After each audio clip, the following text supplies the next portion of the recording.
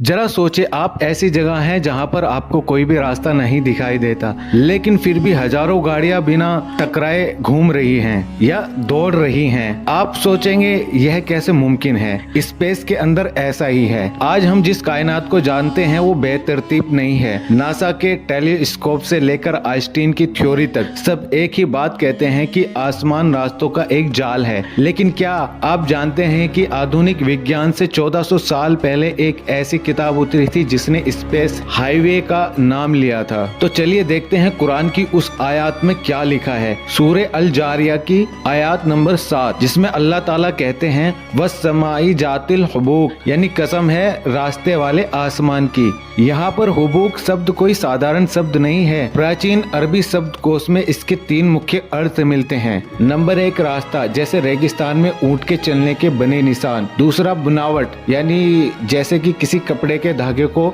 बारीकी से बुना गया हो। तीसरे नंबर पर लहरें, वेव्स, जैसे पानी की सतह पर उठने वाली लहरें। हैरानी की बात है कि देखिए उस दौर के लोगों ने इसका मतलब सिर्फ सितारों के रास्ते लिया होगा, लेकिन आज की साइंस इन तीनों अर्थों को सही साबित कर रही है। कैसे, चलिए जानते हैं। विज्ञान का पहला चमत्कार ऑर्बिट्स। पहले लोग समझते थे कि आसमान एक खुला गुब्बारा है, लेकिन हकीकत में हर तारा और हर गैलेक्सी अपने एक खास गुरुत्वाकर्षण पथ पर बंधी है। इसे ही कुरान ने रास्ता कहा है। विज्ञान का दूसरा चमत्कार द कॉमिक्स वेब। 21वीं सदी में सुपर कंप्यूटर्स ने कायनात का एक नक्शा बनाया। इसमें देखा गया कि गैलेक्सियां बेतरतीब नहीं हैं, बल्कि वे लंबे रेशे फिलामेंट्स की तरह एक दूसरे से जुड़ी हैं। यह बिल्कुल वैसा ही दिखता है जैसे कि कपड़े की बुनावट, जो हुबूक का दूसरा अर्थ है। क्या ये महज इत्तेफाक है कि एक 7वीं सदी की किताब उस बनावट का जिक्र कर रही है जिसे देखने के लिए हमें आज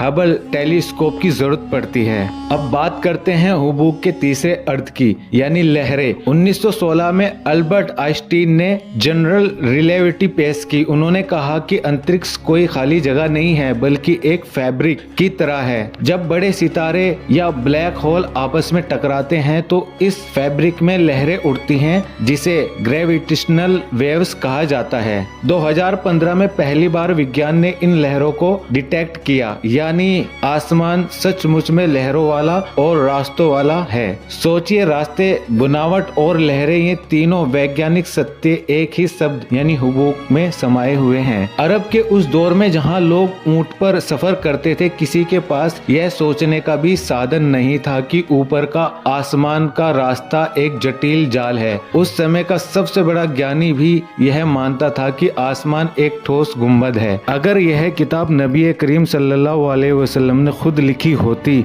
तो नाउज़ बिल्लाह, तो वो वही लिखते जो उस वक्त का विज्ञान मानता था। लेकिन रास्तों और बुनावट का जिक्र साबित करता है कि यह उस हस्ती का कलाम है जिसने उन रास्तों को खुद बनाया है। अल्लाह ने रास्तों की कसम क्यों खाई? क्योंकि कसम उस चीज की खाई जाती है जो बहुत महान और सटीक हो। यह कायनात के रास्तों की सटीकता ही है जो ग्रहों को आपस में टकराने से बचाती है। मेरे प्यारे दोस्तों, कुरान कहानियों की किताब नहीं है, यह उन लोगों के लिए निशानी है जो गौर करते हैं। आज का विज्ञान कुरान को गलत साबित करने के बजाय अनजाने में उसकी आयतों का खुलासा कर रहा है। अगली बार जब आप आसमान को देखें तो समझ लें कि आप एक बहुत बड़े डिजाइन का हिस्सा हैं। यहाँ कुछ भी इत्तेफाक नहीं है, सब कुछ नपे तुले अंदाज में उन रास्तों पर चल रहा है जो 1400 साल पहले बताए गए थे। अगर आपको ये वीडियो पसंद आया तो इसको लाइक करें, शेयर करें और चैनल को सब्सक्राइब करें।